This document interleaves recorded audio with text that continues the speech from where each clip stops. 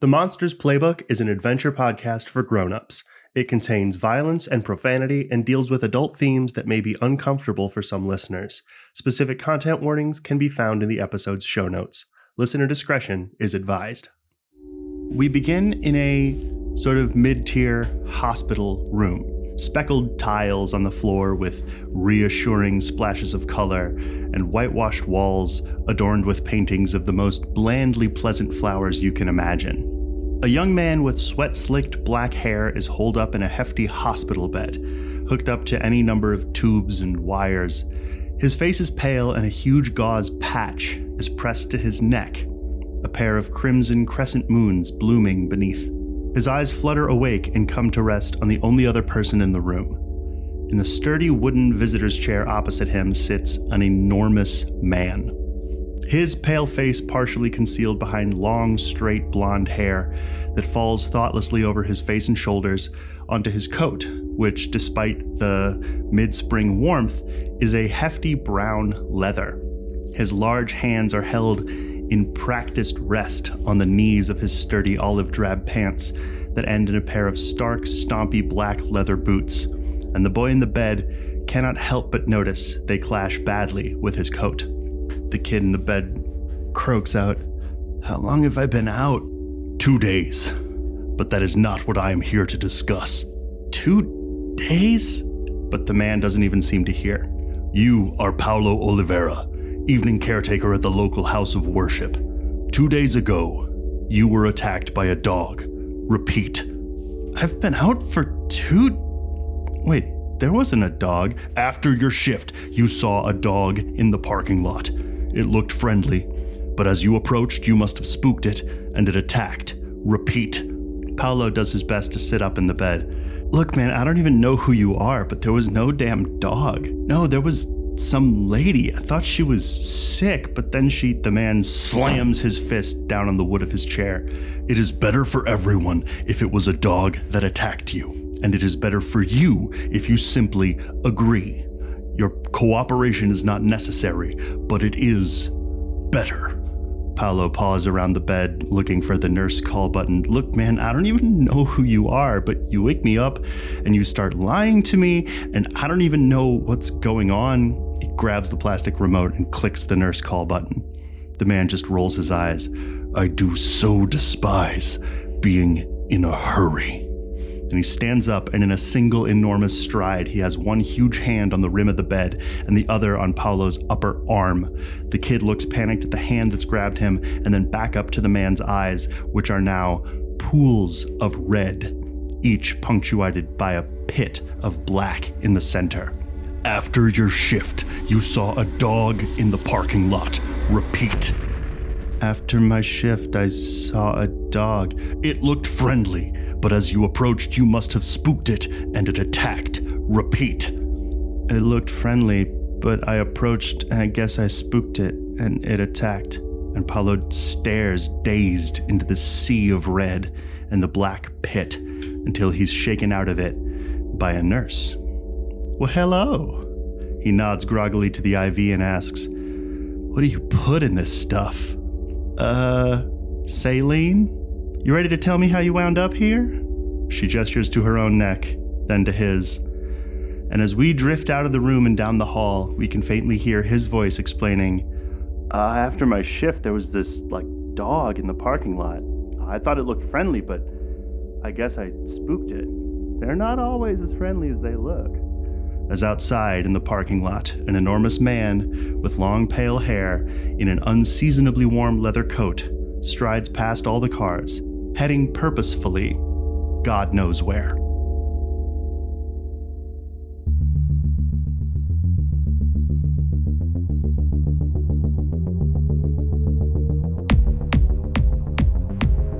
This is not only your world. You are not only yourself. These are the players, but this is no game. I'm Miah, and I play Sutton Malone. I'm Drew, and I play Robert G. Slaughter. I'm Lauren, and I play Jack Harrow. I'm Jonny, and I play literally everybody else. This is Channels.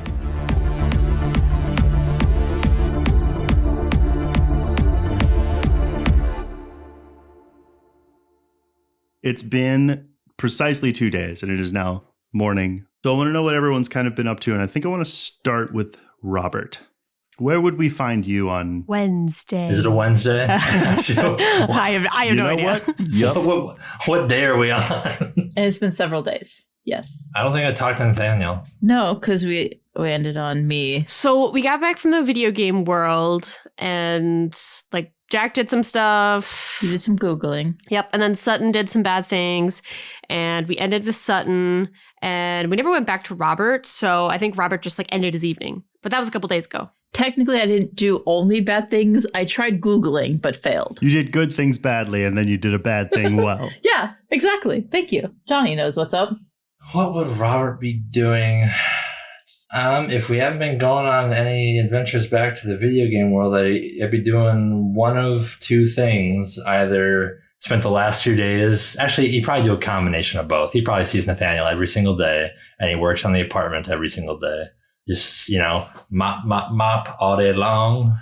Mop while I sing this song. In which case, then you would notice something about that, which is that usually when you are doing this particular version of your duties, Nathaniel would be there pestering you, but this time he's not. And you've been working in perhaps unsettling peace for the last couple of hours. You are notably more efficient than you've been in months. I think that's something that occurs to you and part of your brain a little bit. If I have free time, Did we confirm that I guess I can confirm with you, Jonny, is that portal that's in that closet, is that like constantly there? Is that always there? Yes, the portal in the closet is constantly there. Okay. And if we were to go through it, it's not a direct door, right? I can't just go back out. I'd have to kind of find my way back. What you figured out was that there was a couple of doors in the game world that Jack's book helped you find. I'm going to find myself at the dog tag. Yeah. Mm-hmm. Probably in my free time. Get a pizza, play some darts. Okay. Which I think segues us nicely over to Jack, other than doing your sort of court-mandated anger management courses. No, that seems ridiculous. You're just sort of doing your... I mean, it's not far-fetched. But... maintaining your routine. You would probably be there maybe by now at dog tags. What maybe have you been doing the last couple of years? What maybe have you been doing the last couple of days? A couple of things. I had put in a request with my friend over the internet to get a copy of the game. Okay. So I'm wondering if that has been given to me, because he said that he could probably get it in a couple of days. And I'm trying to remember. I have his name here, but I don't even know if this is right. D-U-S-L-O, but I think it's like a 10. No, yep, it's Dustin. Yeah. I got it as I was saying it. I have to tell you, that moment exactly is why I named him that. I've been trying more often to do things that are that specific kind of thing that I call too clever by half. Dustin's name is Too Clever. Yeah, okay. I'm so glad that you didn't. Yeah. Would you believe he gets that a lot? I'm sorry, Duslo? Yeah. Oh my God, you normies. Have I gotten a copy of the game? Because he said it would be a couple of days, but that he would get back to me. Yes and no. He has found a copy of the game and a Sega Dreamcast that you could easily have access to, but he figured it would be easier because what he found was that there is a retro video game shop in Broken River. And he loves this because the game shop is called Pixelate, which is spelled the way you might imagine it is spelled. Pixel8. Yeah, I think she would go to purchase it. Okay. Alone. I don't have friends. Robert could come. I got a van. You know what? Sure. I think I see. I'm planning on going there after my shift, and I see Robert at the bar, and I am like, all right. And I go over to Robert. Hey, Robert. Well, hey. I see you really like that pizza. Oh, this is my second one. I've got so much time, more room for pizza. Yeah. Hey, I'm actually ended up my shift. Was thinking about heading over to this old retro game store. Do you want to come with? Yeah, Big Bertha's out in the lot. We can take her over. I'm sorry, Big Bertha? Yeah, that's the van. Okay. Naturally. Okay. Yeah, let's go take Big Bertha. They're gonna love that at Pixelate. They're gonna hear Big Bertha. She's a little loud when she goes driving by. Yeah, paint a picture. What does Big Bertha look like? I feel like I described this before. Let me see if I can find that. It was like a Mystery Machine van, but like 70s. Mm-hmm. The old like orange colored carpets in the inside. You look inside, it looks kind of fluffy with all that carpet in there. Yeah. Yeah, when you turn that sucker on, it takes a few turns. And when it turns on, there's a nice big puff of black smoke that comes out the back. And sometimes you gotta slap it a little bit to get things to work. But, she's trusty. She gets you where you need to go. Perfect. What's the 8-track that's stuck in the radio right now? Probably some ABBA. All right. I think Jack, you just like, the camera like cuts to Jack's face and she's just sitting there as like Dancing Queen is playing and she's just like... Robert's dancing as he's driving. It's like a whole new side of Robert you've never seen before. Okay. Dancing Queen. Can we listen? I want to be your partner, can't you see? Robert. That's a different song by a different band. Robert, is there anything other than ABBA? It's a little too peppy for my taste. Well, I've got this tucked away. I got some Prince. Hell yeah. Okay. Minnesota native Robert Slaughter. Yeah. How old did you say he was? 80s or 70s? I did up it a little bit. I am 71. 71. Okay. Yeah, Robert's basically my father's age. Yeah, basically KQ. You would have like this is an important question that I don't know that anyone else on this call would be equipped to answer. Would Robert have been more of an AM radio or FM radio man? Depends on the station, I guess. I really haven't listened to enough AM radio to tell. Damn. I only really know this from the old AM Gold record compilation commercials. But yeah, it would probably be Doobie Brothers. It might be America. It might be... the Eagles. Yeah. Okay, that's fine. I mean, you could make him a certain kind of gentleman and have Steely Dan. Hey, I'll take Steely Dan. All right. So you pull up blasting some Steely Dan. I'm okay with that. But yeah, we get to the game shop, and I think as we're walking in, I'm telling Robert, so that game, Bolera, they apparently have a copy here and a Dreamcast. So figured I'd pick up a copy and see if anything weird happens. Oh, okay. I remember when the Dreamcast came out.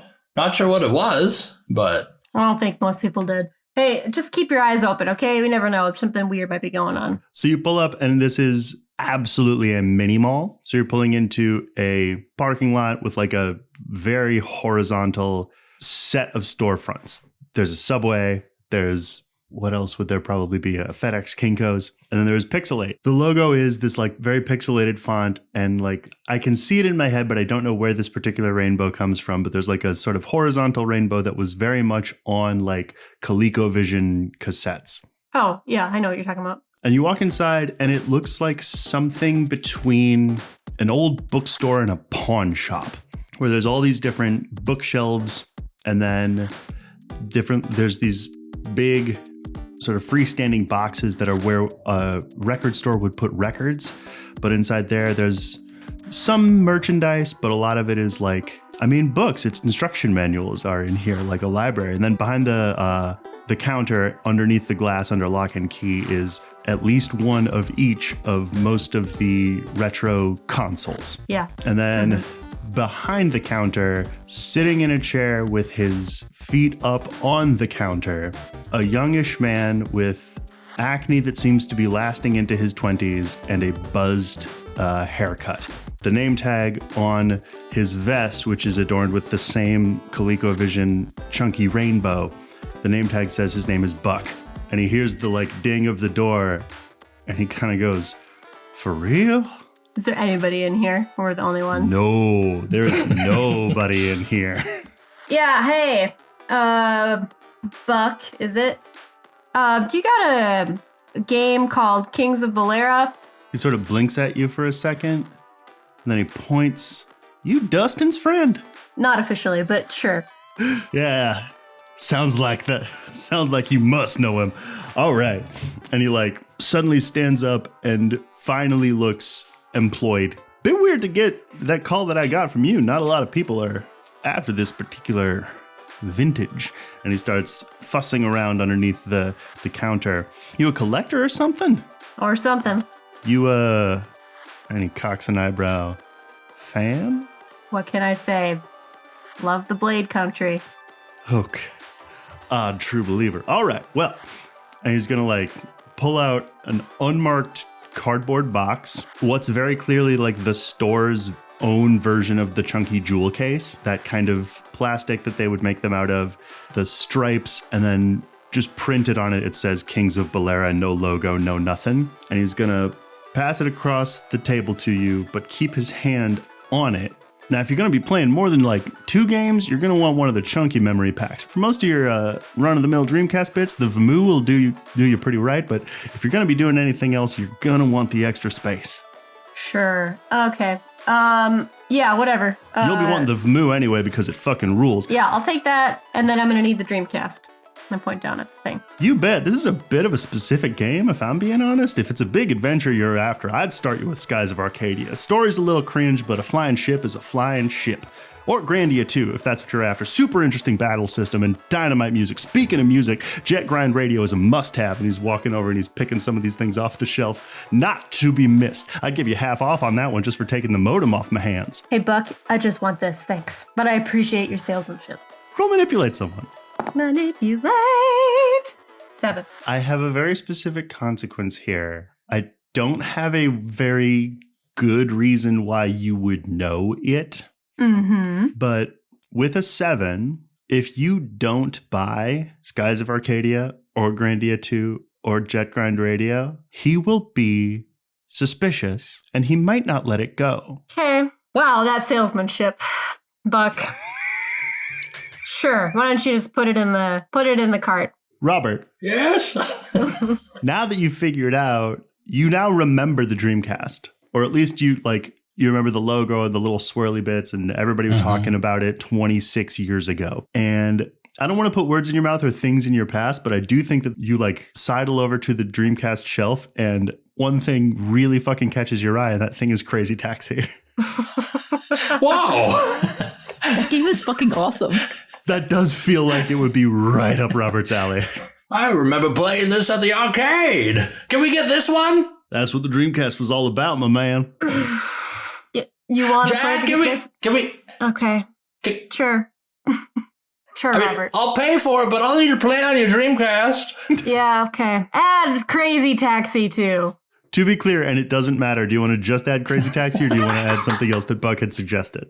I will add, I don't want to get suspicion. Will getting Crazy Taxi dispel the suspicion, or will he still be suspicious?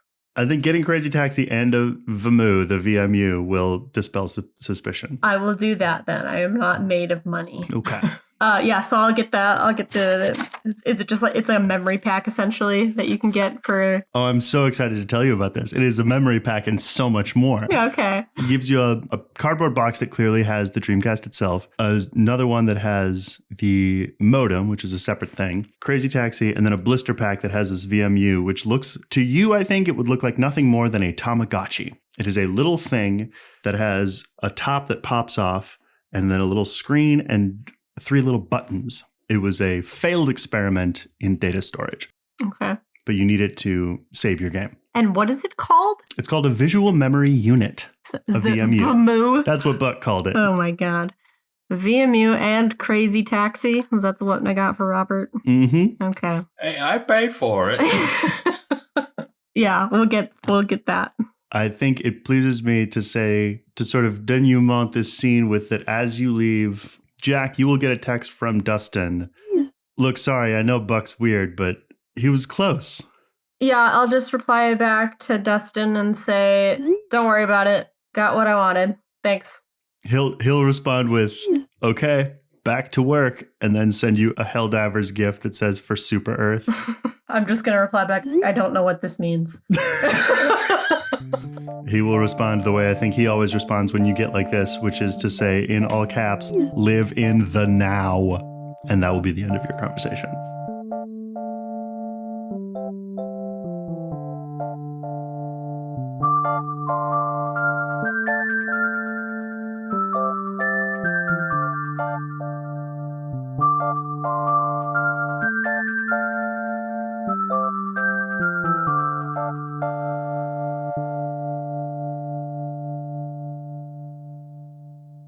Sutton, where are you? Where have you been? I think you more so would mean what have I been doing? Because Sutton has just been running. Just running and running and running. What are you running from, Sutton? Sutton is running away from her mistakes, or at least trying to. Where are you running? Everywhere except for the part of town that her brother's church is in. She's avoiding that whole section of town completely. I need to know, and if I haven't, I have now. Did I name the church? Those faces make it sound like I didn't, and I believe that I didn't. It's called Hilltop Lutheran, and you've been running everywhere except there. Also, I did level up, but I'm also wondering. So I'm leveling up and taking the take a natural attacks pick. So I'm adding teeth as a base, but I'm also wondering if I could negotiate with you with taking off magical force and changing it to add ignore armor to base. Yeah, that makes sense. Okay. So what you had done before was take two bases, which is your prerogative. You want to instead pick a base and add an extra to it. Claws, ignore armor. And now with your level up, you are taking a natural attacks pick and adding a base teeth. Yes. Okay, so I think that basically both do ignore armor, and that makes sense to me. I'm cool with that. Yeah. Okay. Because just the magical force doesn't make sense. So yeah, Sutton's been running around town. Depending on how much Robert or Jack or I guess other apartment neighbors notice, I think Sutton's been ordering a lot of takeout as well.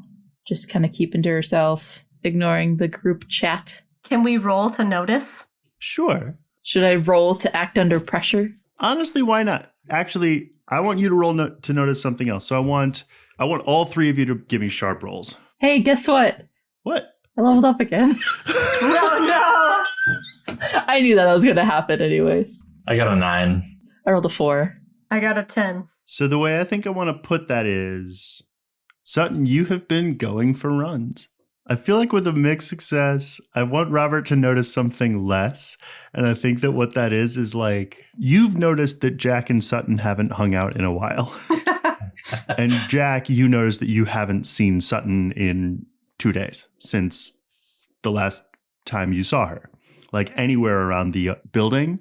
And it pleases me to do this. And I'm sorry if I'm blowing up your spot here, Sutton, because I think I want Jack to also kind of put together that you don't know that you've seen Sutton head to work before. So you don't know like, oh, well, she's probably at her job, which is where she goes to. No. What is her job? During business hours, she's just around. And then at night, she's also around. There's no place that she would be that you can think of. And you haven't seen her around the apartment, which is where she is most of the time. Mm-hmm. I think today on this Wednesday, we decided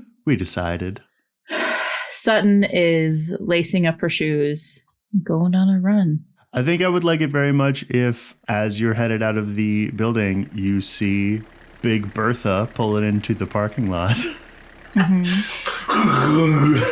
Just spewing smoke. Jesus. Yeah. Looking like a compact chimney. The faint strains of the doobies coming out muffled from the windows. Sutton is going to put in her headphones and flip up her hood, stretches a quick minute, pulls on the calves, that stuff, and I'll say it, tries to avoid them and start her run. I'm very pleased that you said that. Roll act under pressure. I have wonderful news. For me? Yeah. I rolled Just gonna a level up 6. a bunch. Level up again. Robert, Jack. Mm-hmm. Oh, there she is. Hey, is that Sutton? Oh, howdy, neighbor. Sutton, you may be hero honk honk. Sutton's gonna like nod and wave and sort of jog in place slowly-ish backwards. Like, I'm just doing a thing. Oh, you live. Headed somewhere? Sutton takes out an earbud. Yeah, I going on a run. Haven't seen you around for a minute. Yeah, I've been busy. With work? What do you do again? I do a couple of, odd jobs, volunteering. What's with the questions? I just haven't seen you around in a minute. Hopefully the whole business in Bolera blew over. You don't strike me as one to hold grudges. Between you and I, or? Or Robert, you were pretty angry last time we were in Bolera. No, it's fine. Just kind of dealing with my own shit in my own way. Well, enjoy your run, I guess. Robert and I are going to play some, what was it called? Crazy Taxi? Mm-hmm. Sounds like a great game. Yeah. Well, when you come back, maybe stop by and play some Crazy Taxi. Okay, I mean, I guess. Sure. If I have time, I'll stop by. Okay, enjoy the run. Puts headphone earbud back in, Stay safe out there. wave off Robert, and run. Sutton, you will pass by a series of not handmade, but the digital equivalent of handmade signs that someone is putting up flyers that have been designed clumsily. Some are to organize a fundraiser for Paulo Oliveira, who was attacked and is underinsured. Our hilltop community reaches out and protects their own. Some are surprising to you that they are looking for, they seem to be sort of PSAs to, lock up your dogs at night. And would you roll read a bad situation? Yeah. I swear to God, I'm not trying to help you level up extremely quickly. No, it's fine. I mean, I made this character to have 2 -1s. 6. Okay. For my purposes, that's great news. The other thing that you will see that I want to narrate that you do that thing where you sort of stop and jog in place to see is a couple of police patrol cars with the siren, the lights blinking, but no sirens in front of another apartment building, but a notably lower income one. You can kind of see a couple of uniformed officers, and yeah, you would maybe recognize Barry at this point, is there seeming to interview an older Hispanic woman who is weeping. Sutton is going to run faster. Okay. I'm assuming, tell me if I'm wrong, that there might be, some sort of park made around the river. Mm-hmm. I think that might be one of her go-to running places, because it has several different parts of a trail, incline, flat, etc. I think she's gonna head there and just almost do a couple of laps at her fullest capacity, fullest speed, except not preternatural speed, but just Not preternaturally. Her natural speed. A natural human's fast speed. Okay. So that park area is a place that the locals call the Claw Canals. It's the area that they built on top of so that those little tributaries could flow into the river. Underneath it is the tunnels, and on top now is a kind of blank preserve. It's tough to build much on this area, so they've turned it into kind of a public park. But because there are the canals underneath it, they call the area the Claw Canals. And yeah, there are running paths, there are bike paths. You kind of can't figure out where precisely this happened, but there's someone else running more or less along the same path as you. Okay. There's some loops in here, so sometimes you'll pass him, sometimes he'll be going in the different direction, sometimes he'll be in front of you, sometimes behind.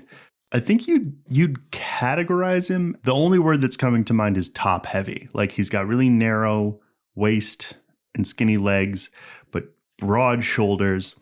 And he is wearing one of those shirts that he's clearly cut off the sleeves and most of the bottom side of to like show off the obliques. And he's got like stringy dark hair that he has pulled back into a greasy ponytail. I want to stop and take a break in the most public part, in the most populated part of the park. Mm-hmm. And I'd like to read a bad situation on this guy. Okay, roll it. I'm sure this will go great. Yeah, 4. You think everything's fine. It's cool. Just a creep. You feel totally normal.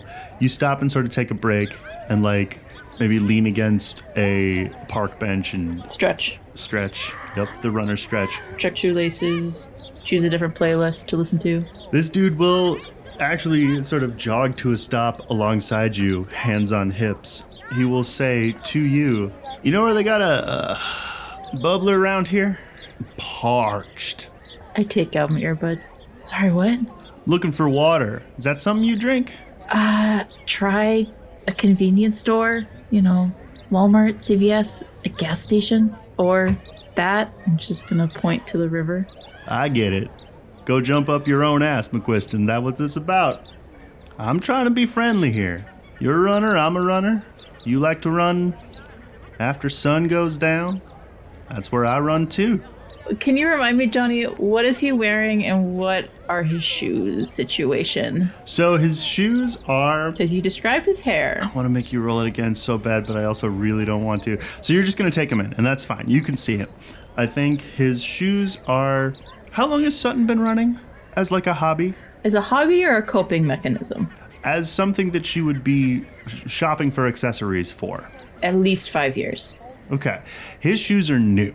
Good shape running ass shoes. His shorts are alarmingly short.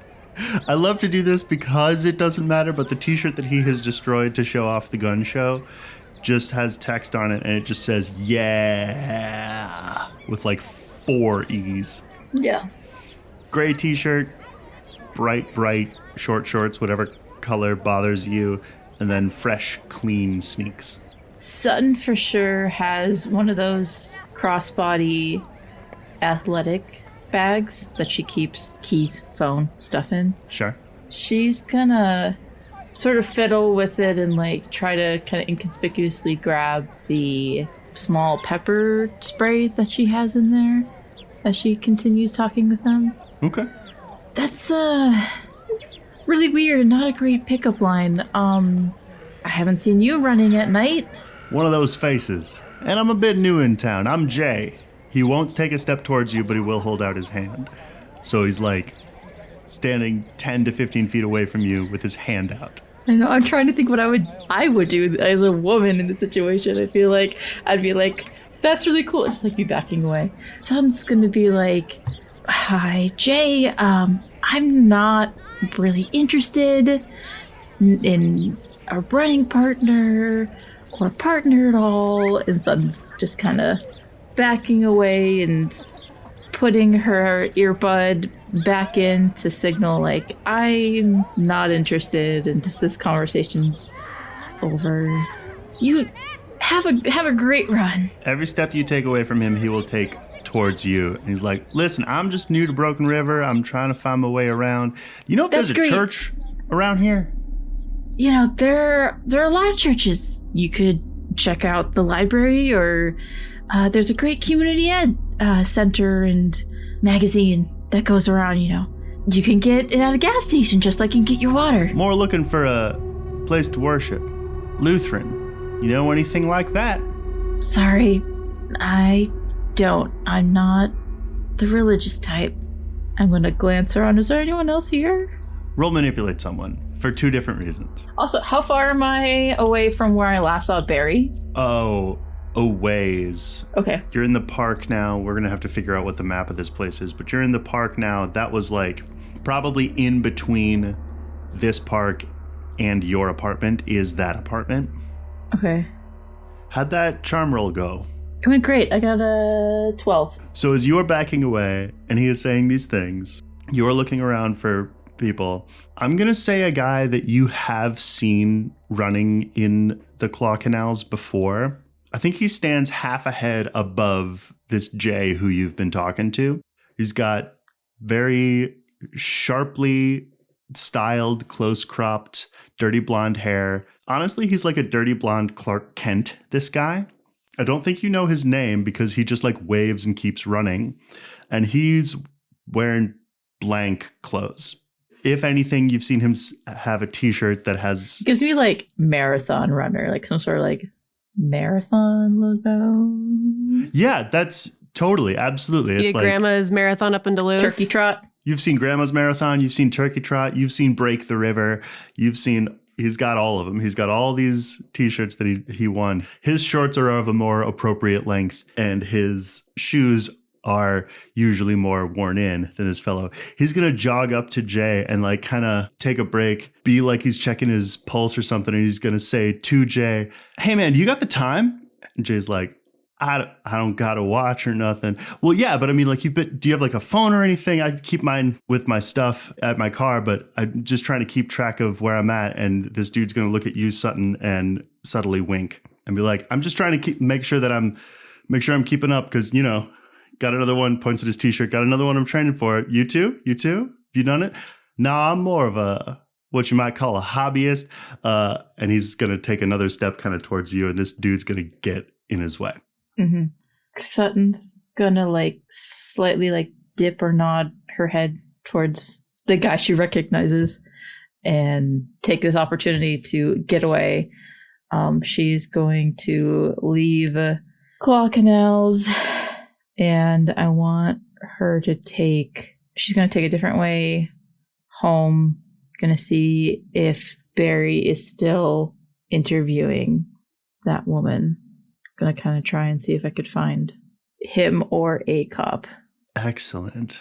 But if that's what you are doing, I will say that when you show up, the cars with the lights going are gone, but it would just be a sort of dark sedan is still there, and on like the outside of this building bench is sitting this older Hispanic woman and Officer Abbasi, or Detective Abbasi. Okay. I want to be maybe a half a block away. Like, I want to give them space and privacy, but try to kind of insinuate, like, "Hey, like, waiting, and like, I need to talk to you," or something. You know, like, you know, when you like stand, like when you're outside of the teacher's office, but you don't want to interrupt their business. Yeah, I don't want to interrupt or be rude or anything. Like, maybe like I meet like Abbasi's eyes if I can catch them, and just be standing off, and I'll like do some stretches.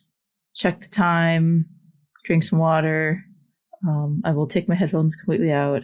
I will allow that to happen. He will take some more time, finish up his questions, close his notebook, place a reassuring hand on this woman's shoulder, and cross the parking lot to you and give a sort of recognizing point and say, "Miss Malone?" Yeah. Sorry, I don't forget, or I don't remember your last name, but Barry is what I had heard last time. That'll do. You look like you need help. Yeah. And Sutton, I think, is gonna look back and check to make sure that Creepy Jay hasn't followed anywhere. He's not in sight. Creepy Jay is not in sight.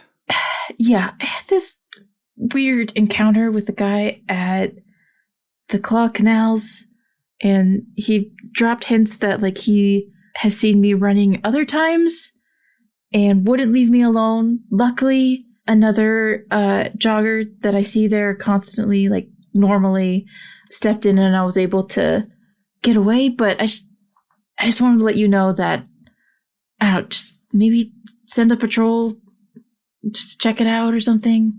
Roll manipulate someone. 12. I'm trying to figure out how to do this because I want to make it clear that like Barry has a good cop voice for this situation in specific, where he like does that thing where he reaches a hand out to you, but not as if to touch you, just as like a settling gesture, and is like, "Okay, that sounds like it was scary. Someone seems to have been following you." And he's gonna like pull out his phone and start texting someone and get details from you. "Can you tell me where this was?" and he's going to ask for like a description of the guy. Yeah, it was at the Claw Canals. I stopped by the busiest part of it, get several eyes. He had stringy dark hair that was in a ponytail. What really stood out to me is that he really wasn't wearing appropriate running clothes, like weirdly short shorts, a cut-off like t-shirt that just said, yeah. Barry rolls his eyes. Yeah, and then like brand new shoes. And I mean, somebody who knows running, like you don't just run on brand new shoes, you get blisters and stuff. And being that he also dropped that he saw me running at night, which like I do run at night, but I don't know, that was creepy. And he was asking me just weird, uncomfortable questions. Wouldn't leave me alone till another guy stepped in. His name was Jay. He's gonna like, when you say till another guy stepped in, he's gonna be texting and he's go, that'd be Levi. Levi? The White Knight of the Claw Canals. It's a whole thing. Oh, well, I mean, he helped. I'll just bet he did. Keep texting. What does that mean? Should I be more concerned about it? I mean, how do you feel about having a boyfriend for 3 months? Not my business. Okay. He's going to hold up his phone as though like showing you that a text has been sent. It's just words. You can't read any of it, but he's just going to be like, I've sent it to my people. We'll have eyes out. If anybody else sees this creep, I'll get a text. Thanks. Yeah, just I know that there's other women who go, running or biking or rollerblading, so yeah.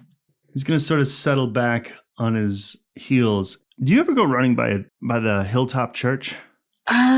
Occasionally, but it's kind of out of my way. Either there or anybody else. You see wild dogs? I'm not looking for them, so I guess I would say no. Seems like the kind of you would see him even if you weren't. Why do you ask? He's like looking off and not really talking to you when he says that. He gestures back towards the apartment building. I had an attack the other night. At the apartment building? No, the church. Oh, that's a weird place to have an attack. I guess when the lights are on, the dogs go towards it.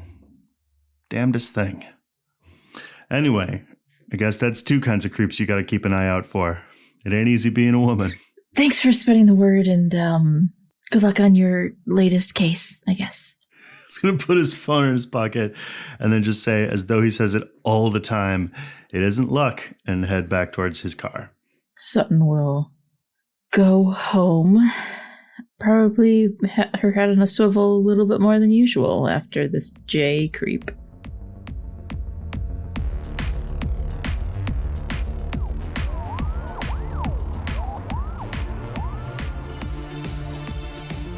Hello, everyone, and happy Gen Con Eve to all who celebrate, which Miah and I definitely are, because we have a long road trip and a con ahead of us this week. We are headed to Gen Con. We're definitely excited, though, and looking forward to hanging out with our fellow TTRPG nerds. It's going to be a very, very busy week. But before we do that, Miah, we have some announcements we need to get through. So why don't you tell people about where they can find us at Gen Con and what we have coming up? Yeah, so Lauren and I are going to be at Gen Con, and we are lucky enough to be speaking on a couple of different panels. On Friday, August 1st, you can catch me on Strong Female Character panel. It's a candid discussion with other femme creators in the TTRPG space. You can also catch me on Friday, August 1st, on a panel about schools of movie magic. We'll be talking how movies and TV shows influence TTRPGs and how to turn that inspiration into content at your table.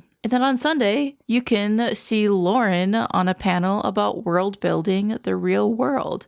They'll be chatting about how to make the mundane settings feel magical. And if you're unable to make it to one of these panels, you can catch us hanging out with the Storyteller Squad at their booth. We'll be helping them out while we wander the con and check out things. You can feel free to stop by and say hi to us if you're at the con, if we're at the booth, or if we're walking the halls and whatnot. And if you're not going to be at Gen Con, no worries. You can follow us on our social medias and see what we've been up to, doing, how many dice I maybe buy, and all of the fun con things.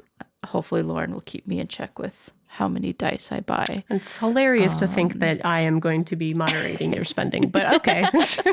You'll be a friendly reminder of like, hey, Maya, do you need to buy those 10 dice? And I'll be like, but Lauren. Mm-hmm. But not con-related episodes. We have a number of episodes coming your way.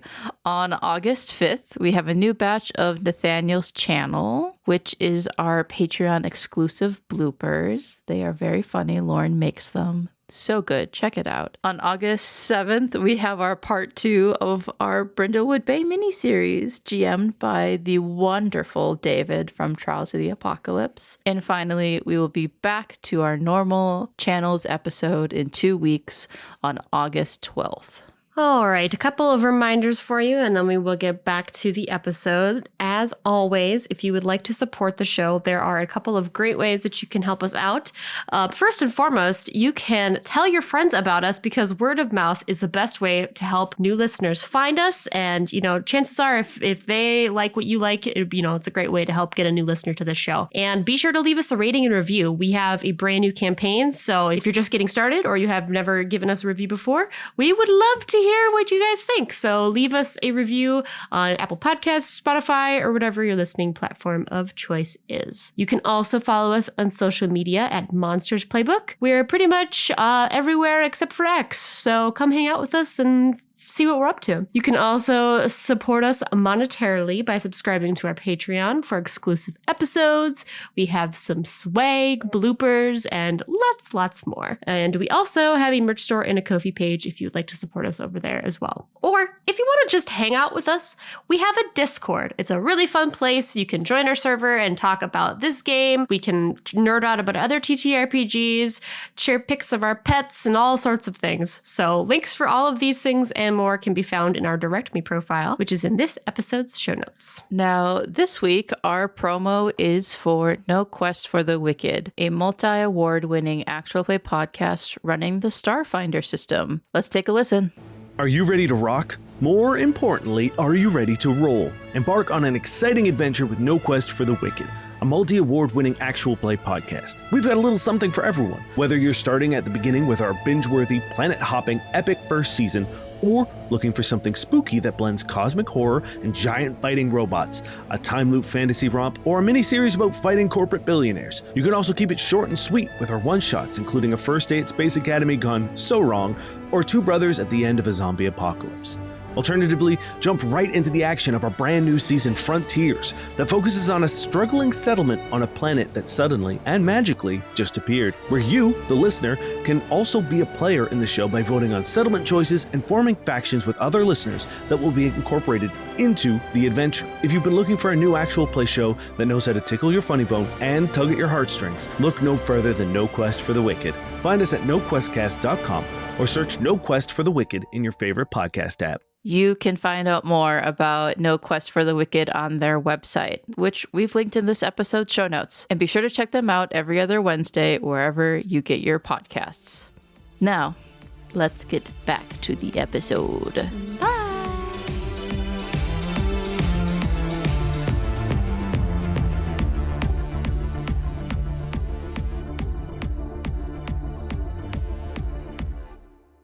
So to make it easier on yourself, Jonny, when Sutton goes home, she's going to go to her place, but like shower and stuff, and then go to, I'm assuming, Jack's? I guess, unless, Robert, you'd want to play it at your place. The crazy taxi.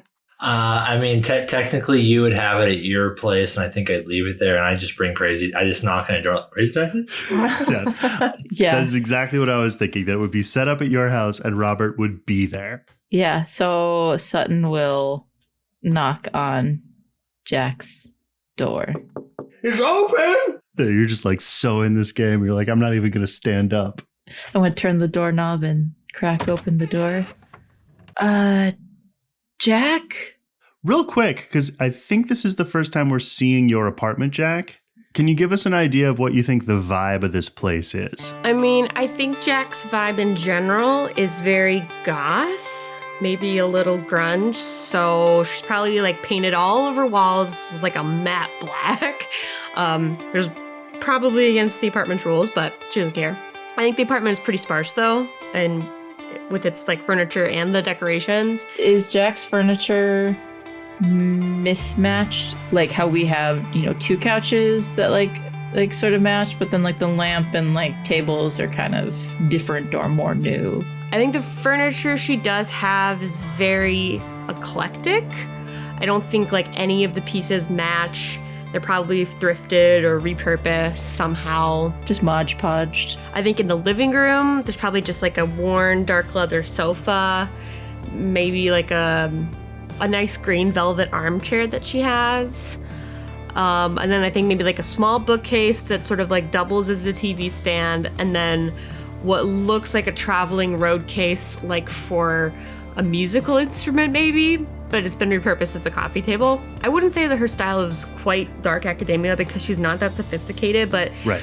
It's along those lines. It's similar. I think it's a little more goth and maybe like rocker grunge sort of. Decorations wise, I don't think she's got much. She is not one for frilly things, so I don't think that she's bothered with much traditional art or like plants even, or photographs. I don't think she's got any of that up. The things that she does like are like weird little curios that she's collected over the years.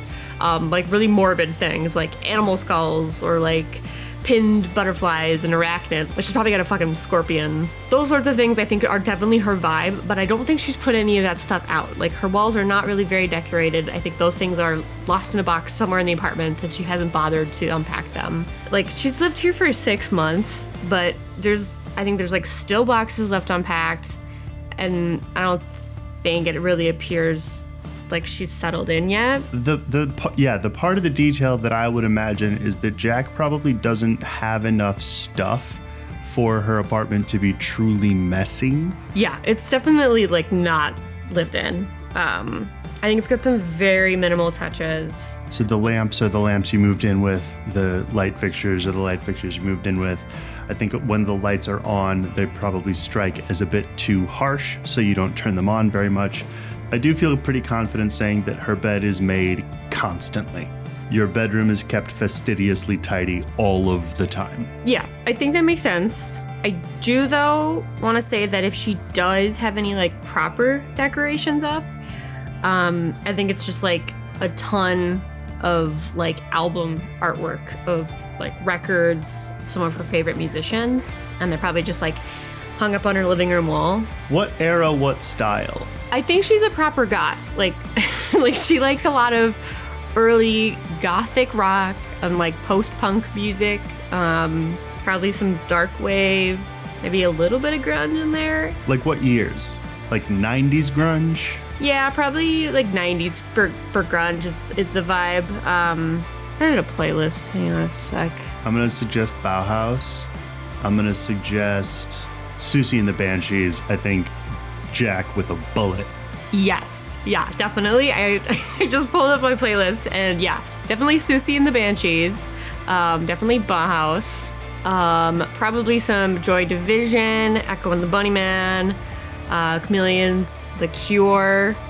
But she's probably got some newer things too, like some Lebanon Hanover, Chelsea Wolfe, Emma Ruth Rundle, and I don't know, probably a little bit of Boy Harsher in there too. Surprising and not surprising that Jack and Sutton don't get along because we have a similar vibe.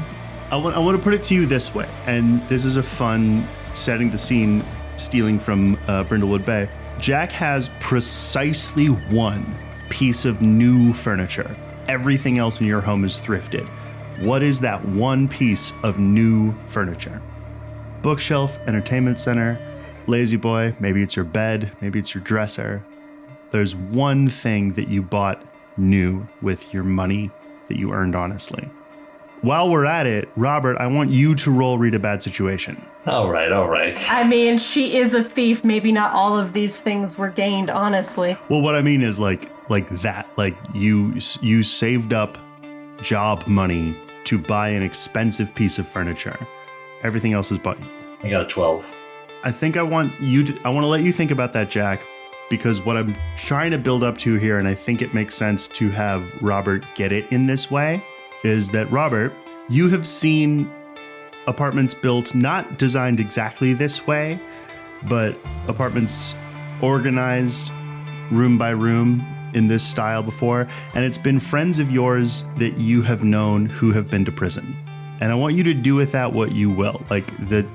What I would like to do is to give you this thing that you can tell by means of your experience with probably both friends and enemies of yours, that when people have their apartments organized in this way, what that tells you is that they've done time. And Jack has that kind of apartment. Jack, what is that piece of furniture? Because I'm torn between, it's either, I think, the bookshelf or it's a chair that she has. I like either of those a great deal. I want you to sit with that because I feel like there are implications that hit me immediately, which is like, if it's the bookshelf, that means that Jack values her books more than she values herself. And if it's the chair, that maybe means that Jack is trying to create a space for herself in her room and in her world. And I want you to take some time with that. If I may continue the scene. You may. Yeah, Sutton will step in. Tinny ska music is coming from the TV. Jack, Robert. Well, hey! Oh, look who's here. Even though the door was unlocked, I'm going to lock it behind me. Okay, I like that.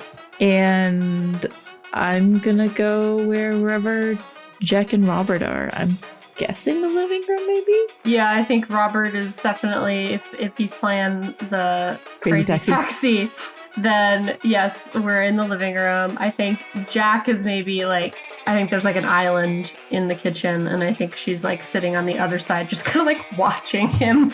And so she is definitely not in the living room space. She's kind of watching from afar, and it's just he's just taking up my living room now. And it probably would, because it would probably be wires from the TV to the Dreamcast that's sitting on your coffee table, and then a wire from that to the controller that Robert is controlling. Yeah. Is your island with some bar stools, or are you just leaning on your island? I think I'm probably sitting on one of the bar stools, yeah. Just kind of arms crossed watching it. Hey, son, you can come sit here. I'm playing as BD Joe. You're welcome, Johnny. Robert made my decision for me. Yeah. Sutton will sit next to Robert on her legs on the couch. This doesn't look like the video game Kings of Bolera. No, Robert was pretty adamant about playing Crazy Taxi, so couldn't exactly say no. I think also I want to point out that on the coffee table is the Dreamcast, which is for the uninitiated, a small white plastic rectangular prism with a small sort of orange triangle at the edge of the CD tray. Next to it is an otherwise unremarkable rectangular prism of white plastic that has some kind of connectors on one side of it. That is the modem, and it is not connected to the Dreamcast. Sutton's gonna watch Robert play for a minute, and how was the run? it was okay until the end. Have either of you seen just a guy at a place, stringy dark hair? A guy at a place. Seen a couple of those. Out of place. Oh. That might be worse than my possum description. I don't know. I was on a run, on my run, and this guy came up to me towards the end, and I saw him while I was running, but he wasn't a runner at all. He was running with brand new shoes, which you don't do unless you hate yourself. I don't know. He just gave me really weird vibes, and I don't know. He mentioned some stuff that really creeped me out, and I'm just wondering if you guys have seen anyone like that around the apartment, or have we, Johnny? No, I learned today from YouTube that if there's no possible way for you to succeed, why have you roll? You have not seen this guy. This does not sound familiar to you. None of the details, the stringy hair, especially all the wardrobe stuff, for sure no. But like a weird guy of that kind does not sound familiar. You have not seen this guy before. No, I haven't seen anyone like that around. Pauses the game. Well, I can't think of anyone by that. Is everything all right? Yeah, it's just was really creepy and just said some stuff that honestly made me kind of scared. And I ended up finding your cop friend, Jack. And It's not my friend. Oh, Barry, I remember him. yeah, I kind of mentioned it to him. It seemed like he maybe took it seriously. I don't know. But Seen a lot of cops in my life. Barry is one of the better ones, but if anyone will find something, it'll be Barry. I just don't want any other women, runners to possibly encounter him. Yeah, fair. Well, I don't think he's here, so maybe you just try to take it easy, play some Crazy Taxi with Robert. Once I finish this level. I don't even know. Is Crazy Taxi something that's a 2-player thing, or is it just you have to it's switch? just one player. You take turns. It's very arcade. Okay. You can take turns, and often if you're a kid, you take turns in between rides, or at least that I think. I just want to keep doing this. Robert, will you roll plus sharp? I do want to say, just to continue putting out the vibe, if Jack had throw pillows on your couch, Sutton has one in her lap and is hugging it, maybe playing with the fringe. I don't think she has throw pillows. I don't think she does. Just kidding. I don't think I've got throw pillows. I think the closest thing that was a throw pillow is a sweatshirt that has been haphazardly thrown on the couch. Nope, I'm just playing with the fringe of my edge of my sweatshirt. Was that an 8, Robert? What was that? Yeah, 8. Okay. I think all I'm going to do with that is just to say the phrase out loud. Nathaniel would love this game. Aww. Nathaniel would love this game. And to have it said out loud to me. The pace of this game really matches his character. Yeah, he is pretty chaotic. I don't think he knows how to drive yet. Oh, he'll get there. We just gotta have patience. He's a smart boy. He's pretty savvy. I mean, you're welcome to borrow the Dreamcast if you want, Robert, and play it with Nathaniel sometime. I'm trying to decide if I... Or are you just gonna go invite him over right now before I can even say that? Actually, Robert's already gone. Jonny, and I'm not sure if you thought of this or not yet. What are Nathaniel's parents and or parent or guardian like? I've thought about this a little bit. Are they just super busy? That would make sense for Nathaniel just wanting to hang out with me. Nathaniel lives here with his mom, who is young to have an 11-year-old. And she is very often at work. I think you know her, though. You would have had to have met her a time or two, given how much you've been spending time with her son. Her name is Beatrice. She goes by B.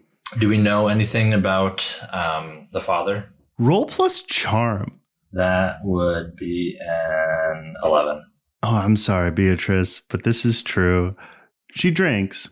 She doesn't drink often, but when she can, she does. And on those times, she gets loose with her information. You know that Nathaniel's father is out there somewhere, and she hates him a great deal, but also misses him so much. It's complicated between those two. And I think the main thing that you would have gotten from her more than once, probably more than 10 times, is that it is her greatest fear that Nathaniel will turn out like his father. But she provides, she takes care of him. She's got him in a good school with vague plans of getting him in some extracurriculars. And in the meantime, she leans on the community to take care of him when she can't. I feel like this apartment building is pretty good, it takes a village to raise Nathaniel. Yeah. That's my hope. Mm-hmm. I like that. I mean, if Robert wants to get Nathaniel over here, that is fine. Jack won't stop you, but she also won't encourage you. Sutton, here, take this. Sutton, a chunky white plastic thing with colorful buttons, a single joystick, and a triangle-shaped button in the middle, and then also a weird little blue screen is thrust into your hands. So use this to go fast, and then you use this. This stops, and then they can do this. Okay, I'm gonna go get Nathaniel. I'll be right back. Oh, okay. I also have an answer for you, Jonny, about the furniture. Excellent. The furniture. Yes, I think it is an armchair that she has, and I think it was something that Liam got for her. Yeah. Sutton does very bad with the controller. Yeah, so you are like crashing your car into things, and the car is like exploding up into the air comically and wiggling around in ways that don't make sense to you. And then a voice, who apparently is the person who's in the back seat of the car, is like, "Hey, watch it. Where are you going? Can you even drive?" Wow. That's pretty bad. Do you know how to play this game? No, but either do you, apparently. From feet away, Jack is like, "Nah." I didn't grow up playing video games. I mean, I wasn't much for video games either. My brother tried to loop me in sometimes, but never played this one. I'm going to attempt to hit pause or make it stop. I think, Sutton, you hit every button in succession and eventually are able to make the game pause. This is hard for me, having not ever played Crazy Taxi, but I think Jack has the mind of like somebody who would be really good at video games, like without trying. And she's like, "Well, you have to go over there." Like, no, like this. No, it's have you fine. tried pressing that? Which is also funny because I have played Crazy Taxi. Yeah. I'll leave it for Nathaniel and Robert. I think while this is going on, Jack is actually going to send a text out to Barry. Okay. Any news on the perv in the park? So, you game a lot?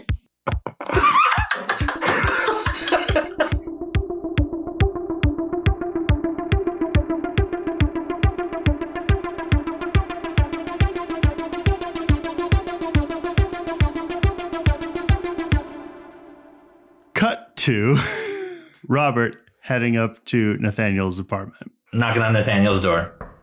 You knock on the door. A few seconds pass.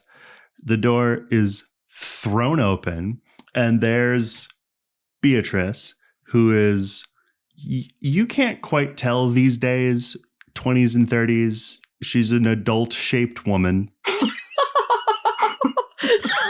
You don't bother with it. An adult-shaped woman. But she's wearing very clearly what she woke up in. She's still in pajamas, kind of a oversized thermal top and plaid bottoms. She has the look about her face and eyes that she has been crying all day, and she sees you and she throws her arms around you. Oh. Oh. Is everything all right, Beatrice? It's like, "Oh, Robert, have you found him? Do you know where he is?" Oh, no. What? What are you talking about? And she like pulls back from you, hands on your shoulders. "Nathaniel, I can't find him. Well, when's the last time you saw him? I'm a horrible mother." No, let's not worry about that. And she wanders off into her kitchen. I'm gonna just walk in the doorway a little bit. "I had hoped he'd been hanging out with you, but usually he texts me about all the cool things you have going on." No, I guess I haven't seen him for a bit. Now that I think about it, it's been rather quiet. "Oh, that's not him. Oh, I just don't know what to do, Robert." Well, was he at school today? Or yesterday? Or? Would you roll Investigate a Mystery for me? This is a perfect situation to use the game rules as written. 13. Ask any 2 questions that you or she could reasonably know the answer to. Simple. When's the last time she saw him? Yep, the last time she saw him was 2 days ago. Call the cops. 2 days ago? Yeah. Oh, no. She will tell you that she has called the police, but... Did she say when? This morning she called the police, but they are doing that thing that they do on television where they won't do anything until he's been missing for more than 48 hours. It's almost that time, I'm guessing. Yes. Last time she saw him was 2 days ago. My schedule's so scattered, and I guess, like, when I would look in on him and say goodnight when he would otherwise be asleep, I guess I just thought he was, because he's got those... I really thought he was in there, but it was just a pile of pillows. Well, were the pillows stacked up underneath the blanket or just pillows lined up? She's just gonna stomp towards the bedroom and expect you to follow her. And she'll bring you into his room, which I think is plastered one half with like scattered about with posters, one half of like the video games of now, and one half with like the bands you like. Oh, cute. Like some of the stuff that you and him would talk about. And then yes, on the blankets are thrown open, and underneath it's like a set of pillows as though they're arranged to make you think there's a kid under those blankets. That makes me feel a little better. Well, is this the first time he's ever done this before? Is there a place he likes to hang out or anything like that? Which actually, I don't know why I would even ask her that, actually, because I'd probably know more than her. You might, but the fun punchline of this move is that it's either of you. The one place that he likes to hang out when he shouldn't is the playground at the elementary school. That's the like obvious place that you both know, and I think the place that just you would know, I mean, it's the basement. It's all of the like the maintenance zone, the parking garage, all of the places that's like the parts of this building that only grown-ups belong is where he likes to kind of inflict himself. All right, well, I think I'm gonna go look for him. Oh, thank you. You have my number? Yes. I think it might be better if you stay here in case the police want to come over. Maybe ask a question or two, just to help with this. Oh, I don't dare leave in case he comes home. All right. Well, let me go talk to a couple of my pals and see if we can find something. She'll grab your hand as you walk out and hold it in both of hers and be like, thank you. You've been such a good friend to my boy. Well, he's been my good friend as well. Don't want to see anything happen. Let's go find him. How old is Beatrice, by the way? Because Nathaniel's 10, so like... The way I was putting it was that Robert doesn't fully know. Okay. Because like she might be like our age, like, or like my age, conceivably. Robert, roll plus sharp.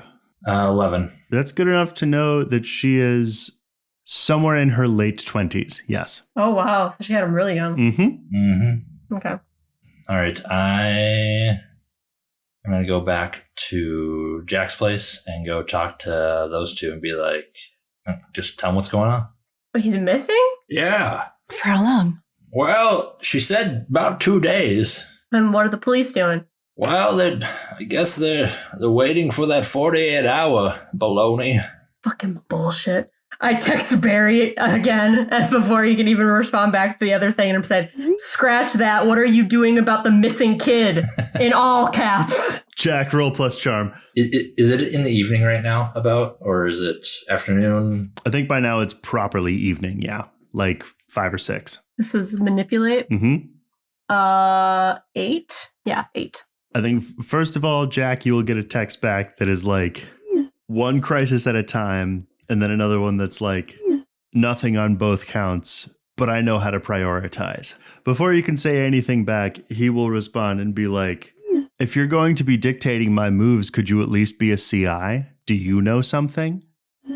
What I know is that my neighbor's kid is missing, and some perv was following around my other neighbor. Maybe you need to do a better job of keeping watch of this town. Fuck yeah, get him.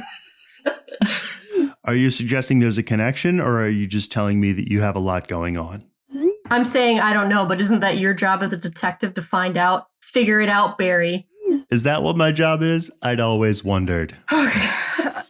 You should stay home, Harrow, as long as we're telling each other our business. I'm just gonna send him an emoji of flipping him off. Hell yeah. And then I'm gonna look up at Robert and say, where do you think he went? You'll get back an emoji of face palm and the phrase, you know I have to write this up. For what? Verbally aggressive towards a police officer. There was no words. I'm assuming that you said that out loud and didn't. I'm just imagining you going text, and everyone else is seeing. For what? Honestly, yeah. I just want to point out you're not friends with him, but you have his cell phone number. Yeah, he likes to keep tabs on me. It's kind of weird, isn't it? Well, everyone's got their own thing. Yeah, I don't know. Barry's a weird one. Some kind of relationship. Do we think he went to the game? Oh, 100%. Well, for as long as I've known Nathaniel, ever since we started talking about that game, that's probably the only thing on his mind, but we might want to, check a couple places first just to make sure before we get in there in case we can't get back. Sutton. Jonny. That little white box next to this thing that controller is plugged into, it has a sound. Would you roll plus weird for me? Sorry, Jonny, are you describing the Dreamcast right now? No, the thing next to it, the modem. The modem? Mm-hmm. Okay. 12. Excellent. So I think curled up on the living room carpet, and I am deciding it's carpet, between the coffee table and the TV is the phone cable. And Sutton, you can hear this little box calling out for that cable.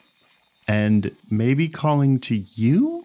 The modem is telling you to plug it into the internet. Jack, what is this? And I'm gonna point to the modem. It's a modem, but you never seen one before? Well, are you supposed to have something, is it supposed to be connected to something? Yeah, you plug it into the fucking wall or something. It gives you internet. So aren't you supposed to have it plugged in right now? Oh, well, I guess we don't probably need it for Crazy Taxi. Doesn't use the internet. Why did you get this Dreamcast anyways? Oh, I thought I would check out Bolera when I had some time. It turns out there was a copy of it at the local game store.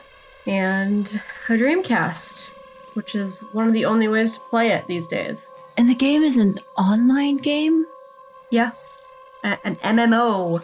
Would we be able to see Nathaniel in the game because it's an online game, how we saw that other person or connected with that other person? I don't know. Theoretically, we might be able to if we plug it in. There's only one real way that we'll find out. I'll plug in the cable. So you plug in one end of the cable into the wall, plug the other end into the modem, plug the modem into the Dreamcast, and you eject Crazy Taxi to the eternal disappointment of at least 10% of our listeners, and you put in Kings of Bolera. You can click it shut. Now, the real question is what happens when we launch it? Because does it recognize us as having already played? That's an extremely good question. You can see on the screen a very familiar version of what you had seen before, where there is the music that plays, and you can see the box that says New Adventure or Continue, and Continue is not grayed out this time.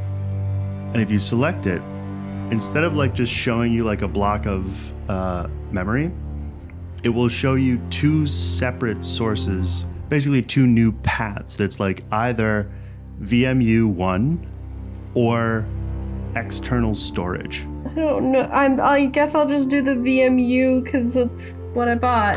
That will show you to the character profile that is a save game that was last saved February 14th, 2008. You know how it'll say this one? Yeah. And there's probably some dumb username on it. What's the username? The username is Stag.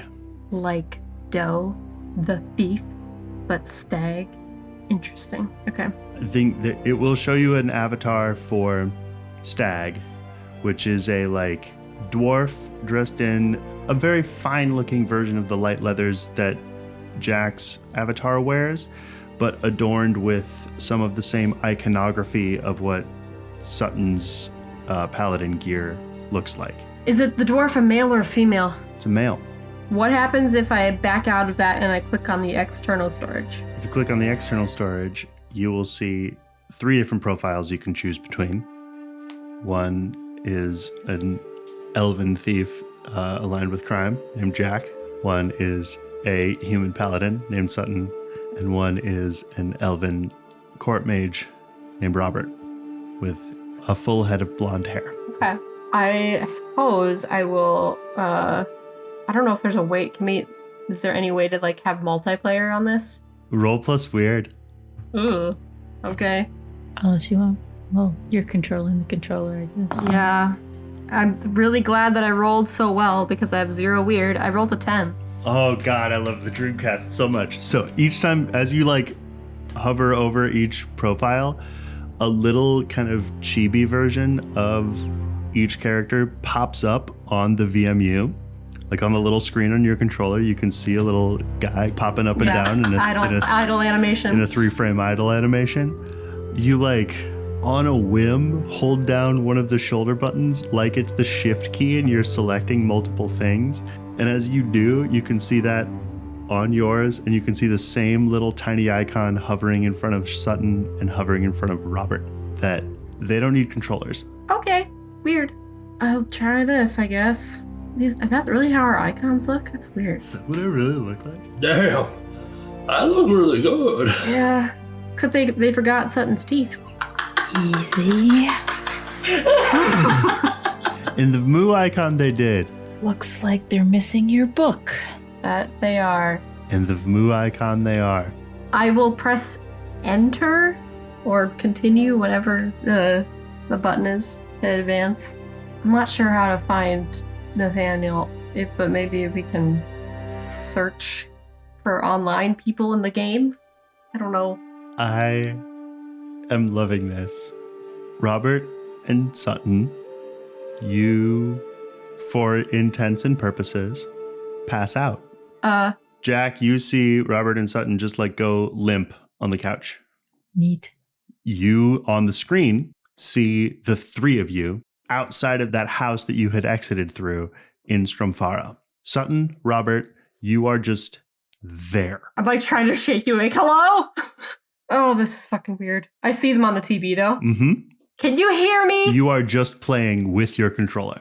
Okay. Can we hear her, Jonny? Or is this another, like, she has to, like, type a message with the controller and we hear his voice and respond back? And I think it makes sense that your human ears are performing that function.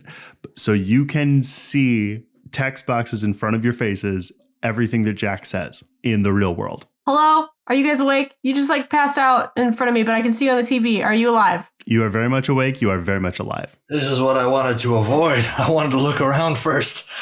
Sorry, Robert. I can probably back out. I don't know. I mean, if we're already here. I'm just gonna like back out and see what happens, like to try to leave. You, Jack, hear something fall off the counter in your kitchen. I look around. There's a guy in your kitchen. Who is it? Wake us up, wake us up, wake us up. I hit back. Guy's still there. Yeah, you can hit back all you like. As you look at him, he's not fully substantial. Like you can see Oh God. through him. What does he look like? He's faced away from you. He has a deep reddish brown jacket and a fine white collar peeking up above it, and hair pulled back into a low ponytail that's tied in like a wide ribbon. Okay. And you can kind of just see him from behind, and he seems to be taking in what he's seeing of your cupboards and sink. And every once in a while, he'll flicker like he's not even there. I think I reach under my coffee table where I have a pistol stored, and I'm gonna take it out, and I'm gonna like point it at him as he's looking around. Who the fuck are you? He will, in no particular hurry, turn around and look at you. His eyebrows furrowed. He seems to be maybe in his mid to late 40s. As he turns around, you can see that the front of his jacket, the like cravat closing his collar, is either an extreme throwback or ancient. Did Jack ever study French history by any chance? I think she's fluent in French, and I think she knows a little bit about history. This is the cravat that Louis XIV made famous. King of France. He's going to look at you, and he's going to look at your gun and not seem to really register much threat from it. Am I awake? I don't know. What does that fucking mean? Who are you? Been so long in a dream. And you're standing in my apartment building. He reaches out and seems to like run his hand along one of your cupboards. Hands off the merchandise. Am I in a public house? No, you're in my apartment, and those are my things. A brat month. Which slum? How did... He's just like looking around and taking everything in and seeming quite confused. And then he will sort of walk towards you through your kitchen island. The fuck?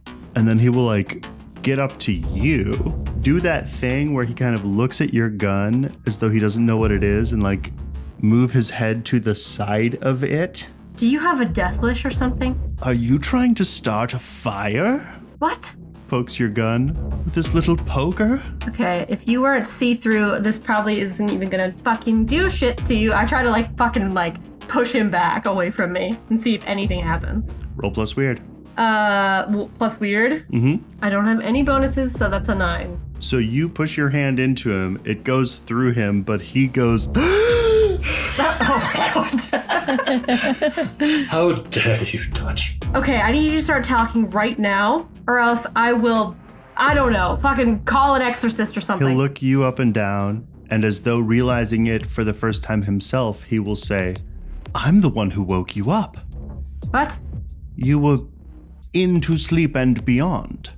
You found me, and I found you, and he like squints his eyes like his head hurts very badly. I have so few memories. You must understand how excruciating this is. I was once full of knowledge. I know I was. I was the very best of it. I know that you were asleep. Not sleep. The other one. The larger sleep. The big sleep brother. Death? Yes, death. You were death. No, close. Different declension? You were deathing. You were deathery. Okay. Gree? No, death. No. Are you Gree? I do not agree. Are you guessing my name? Yes. Gree's that blasted land of Catholics. My name is... Oh, this is embarrassing. Okay, start over. You bloody fool. Who do you think you're talking to? My name is... Damn. Your name's Damn. Good name. Cheap shot. But I suppose for now it will have to do. You are... He leans close to you. The fuck away. He straightens up. His lean was a little predatory, but this is somehow worse. This is like imperious. It's the pose you've gotten from teachers all your life. You owe me. I don't owe anyone shit.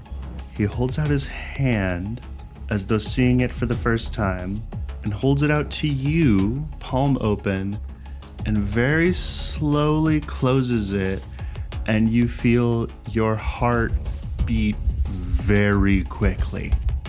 Troublingly quickly. What are you doing? I think I'm gonna try to swipe out at him. I'm gonna say roll plus weird. Oof, not good. 5. Okay.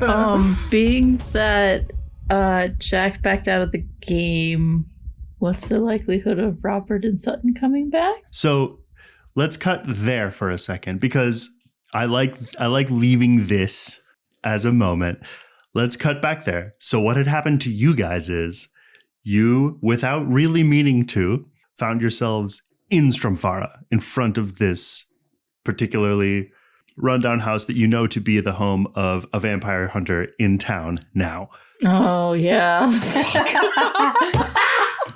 The favorite place for Sutton to be. You all three were there, and you're like, okay, so we're in this place now, huh? And then you saw Jack go, what? And then disappear. And you have, as far as you know, exactly as much control over getting in and out of this place as you did the last time. So what would you do? You are just standing there. You don't have a controller in your hands. Go back through the door we went through before? I mean, or do we look for Nathaniel? Robert, if you were Nathaniel, where would you go? It'd probably be slaying more goblins. Maybe there's like some sort of arena around here where he's able to prove his worth or something of sort. He seemed to really enjoy the swishy swooshy all over the place with the sword. And didn't Foxglove say that if we needed like a something or to find her, maybe we should find Foxglove? I mean, where would she be? I think she was at the bar or that inn, or maybe I don't know. I'm not really good at this game stuff. Oh, how do you think I feel? I'm 71 years old. I feel the same as you, Robert. I'll be honest. I mean, don't get me wrong. Crazy Taxi is pretty good, but this is something different. It's basically ping pong with ska. What? Maybe I should look back at my notes, but Yeah, I've really put you in some situations here. yeah. Did when we had our bar brawl, what happened to Foxglove again? Did she leave? She sort of stepped into... I do want to remind you, because this will become a thing that I like, that you have like maps in your possession that are pretty active. So you could reach into your inventory and pull out a map and find NPCs that you've seen before and potentially PCs that you've interacted with before. Foxglove herself would be sticking around the Hilton Haft. What's the likelihood that Robert or Sutton does that or knows to do that? I mean, you would know, like Robert would know at least. And if we had played last week, you guys would all know. Anyway, point is, you know you have that. You have that. I will easily answer. Foxglove, at least specifically, Doe, you maybe can't find, but Foxglove specifically would be hanging around in or around the Hilton Haft and waiting for you to take her next quest. So I feel like either we find Foxglove or, and I kind of regret saying this, Dainty Polly, because I mean, she did mention the you keep safe and we keep you safe. Well, I mean, Foxglove did have a lot of information. Might want to give her a try. She's pretty close by. All right, let's go there as long as it's not in front of this house.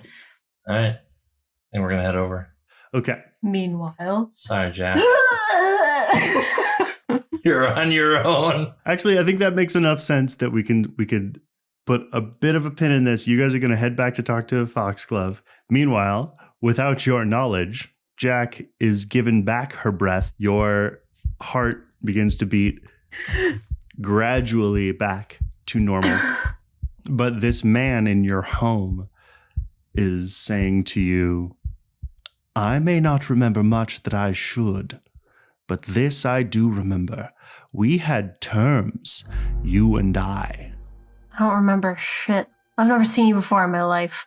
And he will hold up his hand as though to catch something that will be dropped from the sky, and sailing through your apartment will come that book, which he is now holding in his hand, and he will hold it in front of your face and say, haven't you seen me before? Oh, so you are the book? I am in the book. You acting a little differently now, Gree. I don't know why you keep calling me that. We had terms, you and I. You were beyond help. I brought you back. You are to bring me out. And he is wielding this book like it is both his chains that he is rattling and his saber that he is clanging against a shield. I don't know why I am in here. I know that I am. I can't, he waves his hand through the coffee table. I can't touch this world, for I am not in it. He holds up the book. I am in this one. And you said that you would bring me out. And I brought you out of your prison. My God, do you not even remember? That's what I've been trying to fucking tell you. I don't remember having any sort of fucking conversation like this. Oh, the brain is such sloppy meat.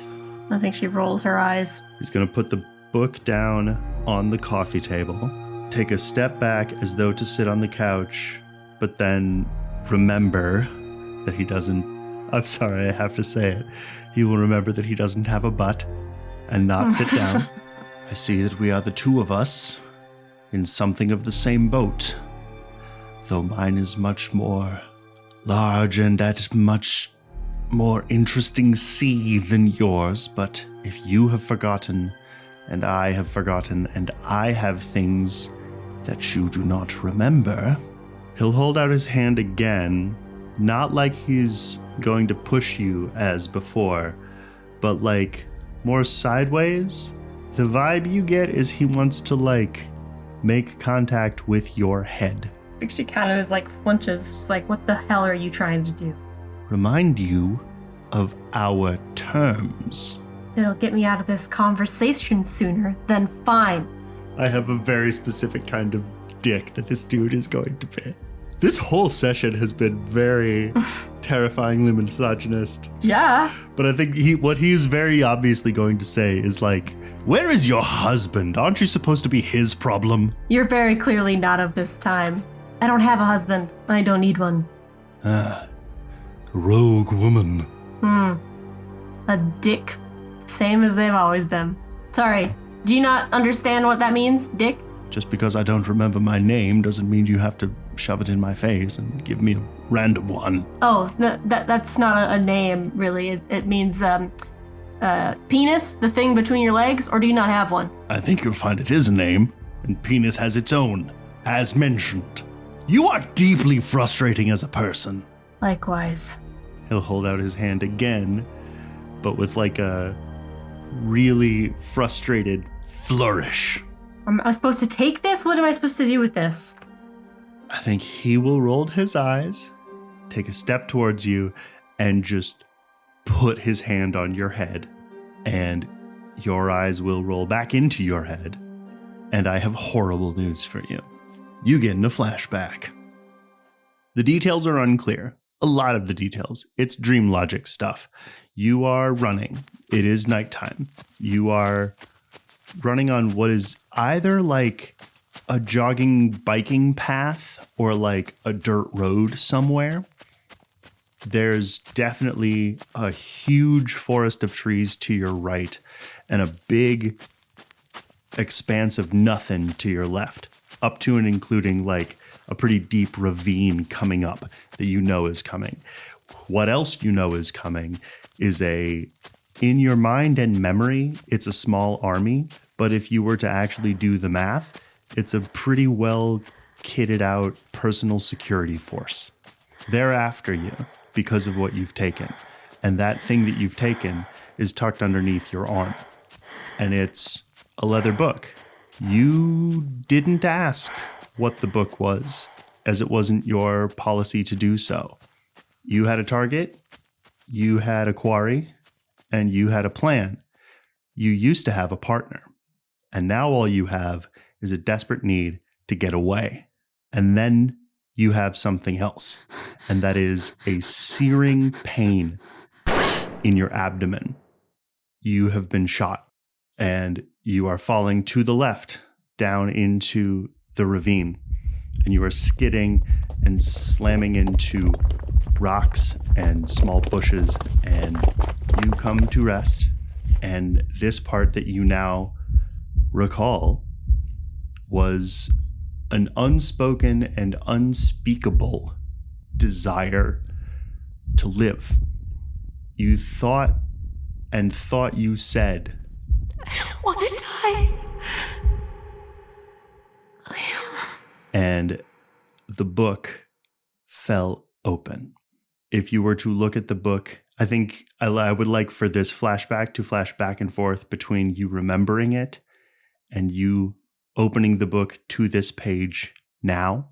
The book in that ravine opened to a contract, and there was a blank on that contract. And as you look now, you can see scrawled in your own blood is your name. Does it say who the contract is with by any chance? The parts of the contract that have the other name are literally redacted, scrubbed out. The short story of it is, I, who was banished to the pages, will bring you back to the land of the waking living if you will do the same for me. Like, I kind of wrench back from this guy's hand without even realizing it. I think like she like had started crying, just thinking back to that night. I don't know who you are, but I don't even care. You can fucking just leave me alone. I don't want whatever this is. You wish to renege? Look, sometimes I wish I would have died that night. So the fact that I was saying that I wanted to live, I don't know who that person was. So, you know what? Sorry for your fucking situation. But if you want me to cooperate with you, you're going to have to try some different tactics. I see. And he'll look away for a moment and look back to you. If you have no care for yourself, what about for your friends? I don't know what you mean. The boy. Did you do something with Nathaniel? How dare you? I'm not a monster. You know where he is? I do. I know many things. Then help me find him, and maybe we can talk. But we are talking. Help me find him, and maybe I will do what you ask. Help you get out of this book. Or prison, as you like to call it. The pages. Sure. Semantics. Dear Lord. What year is it? Have we moved beyond knowledge? It's 2025. That there would be such a number. Too big of a number for your brain. For my calendars. Look, if you know where Nathaniel is, we can figure something out. I am a woman who's good at making deals, so that's a deal that I can make. I think he's going to say, we have made a deal already, you and I. If there is a further deal, we can speak. I will lead you to your young friend, and you will return to the place from which you took me. Why would I go back there? Because that is my best lead to escaping the pages. Or your friend can grow old in whichever place he is in. By all accounts, as far as I can tell, he is quite satisfied. Grand adventures. But for how long? Fine. You help me find Nathaniel. I'll take you back to that fucking mansion. He spreads his arms wide and bows in an ancient sort of greeting custom. Jonny, what's a good swear word I can say to him in French? You could say putain de merde. Putain de merde. It's my very favorite French swear word because it makes no goddamn sense. What does it mean? It means whore of shit. Yeah, she says that to him. I do think I want to have it on the record that I think Jack is multilingual. All right. Because of her thieving, she knows a couple of languages. French, she certainly knows. I think she probably knows Spanish. Definitely knows Spanish. Yeah. Maybe a little bit of Chinese. Yep. I can hang with that. With that, I would like very much for Jack to also pass out in her apartment. And Sutton and Robert, as you are headed towards the Hilton Haft, Jack shows up with the book hovering behind her. The book throws itself in between the three of you and goes, I know where your boy is. Executive producer Jonny Grubb.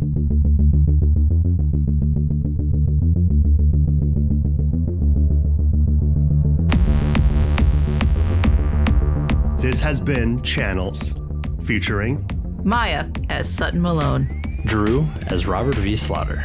Lauren as Jack Harrow, and Jonny as literally everybody else. Channels is a production of the Monsters Playbook. Miah is our producer and engineer, Lauren and Miah are our editors, and our theme song is by me, Jonny. If you like this episode, please tell a friend. We love friends. You can find the Monsters Playbook on the social media network that resonates with you. We post on Facebook, Instagram, Tumblr, and Blue Sky, and we hang out on Discord. If you just can't get enough of the Monsters Playbook, you can join us on Patreon, where you'll find blooper reels, exclusive merch and miniseries, and NPC side stories. We'll see you next episode where, as always, I'll have some good news and some bad news. Thanks for listening.